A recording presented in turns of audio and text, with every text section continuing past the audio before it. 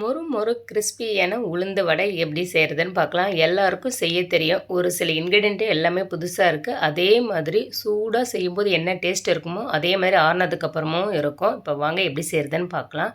ஒரு பவுலில் ஒரு கப் அளவுக்கு உளுந்த ஒரு 3 மணி நேரம் வரைக்கும் ஊற வச்சு தண்ணி எல்லாமே வடிகட்டிட்டு இந்தமாதிரி மிக்ஸி ஜாரில் போட்டு கொரகொரப்பாக அரைச்சி எடுத்துக்கோங்க. ரொம்ப நைஸாக இருக்கக்கூடாது.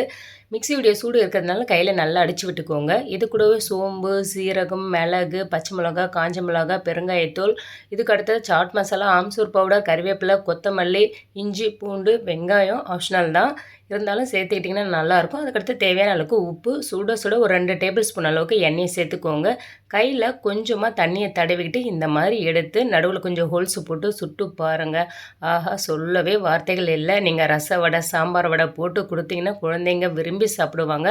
ட்ரை பண்ணி பார்த்துட்டு எப்படி இருந்ததுன்னு சொல்லுங்கள். அவ்வளோ ஒரு சாஃப்ட்டு, அவ்வளோ ஒரு க்ரின்ச்சியாக இருந்தது. செஞ்சு பார்த்துட்டு நம்ம சேனலை மறக்காமல் சப்ஸ்கிரைப் பண்ணுங்கள்.